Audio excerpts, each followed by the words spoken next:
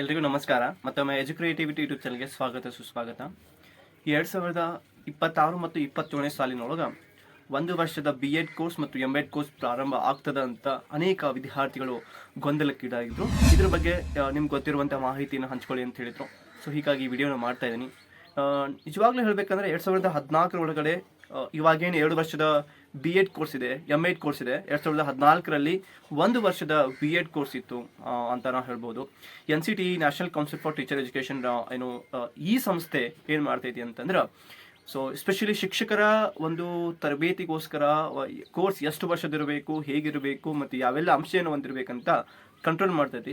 ಮತ್ತೆಲ್ಲ BEd ಕಾಲೇಜ್ಗಳಿಗೆ, MEd ಕಾಲೇಜ್ಗಳಿಗೆ ಮಾನ್ಯತೆಯನ್ನು ಕೊಡ್ತೈತಿ. ಈಗ ಹೆಂಗೆ UGC ಯೂನಿವರ್ಸಿಟಿಗಳಿಗೆ ಹೆಂಗೆ ಮಾನ್ಯತೆ ಕೊಡ್ತೈತಲ್ಲ, ಸೊ ಹಂಗೆ ಇದು ಕೂಡ. ಇನ್ನೊಂದು ವಿಚಾರ ಅಂತಂದ್ರೆ, ಈಗ ಆಲ್ರೆಡಿ NCTE ವಿಚಾರ ಪ್ಲಾನ್ ಮಾಡಿಬಿಟ್ಟೈತಿ. Already goal set ಆಗಿಬಿಟ್ಟಾವ.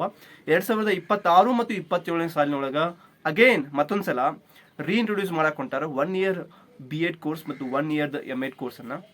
ಈಗ ಯಾರ್ಯಾರು ನೀವು ಆಲ್ರೆಡಿ 2 ಇಯರ್ಸ್ದ BEd ಕೋರ್ಸ್ ಮುಗಿಸಿದ್ರು ಅಂದರೆ ನಿಮ್ಗೇನು ಸಮಸ್ಯೆ ಬರಂಗಿಲ್ಲ.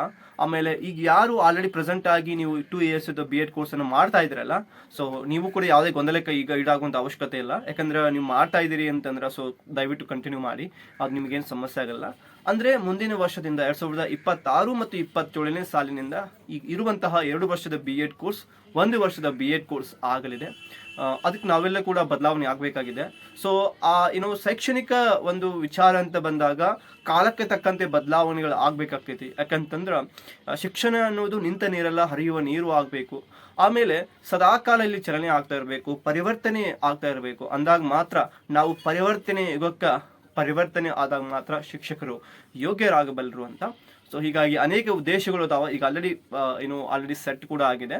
They have set that reintroduce the 1 year BEd course in MEd course ಬರುವಂತಹ ಮುಂದಿನ ಅಕಾಡೆಮಿಗೆ. ಸೊ ಐ ಥಿಂಕ್ ಈ ವಿಷಯ ನಿಮಗೆ ಹೆಲ್ಪ್ಫುಲ್ ಆಗಿದೆ ಅಂದ್ಕೊಳ್ತಾ ಇದ್ದೀನಿ.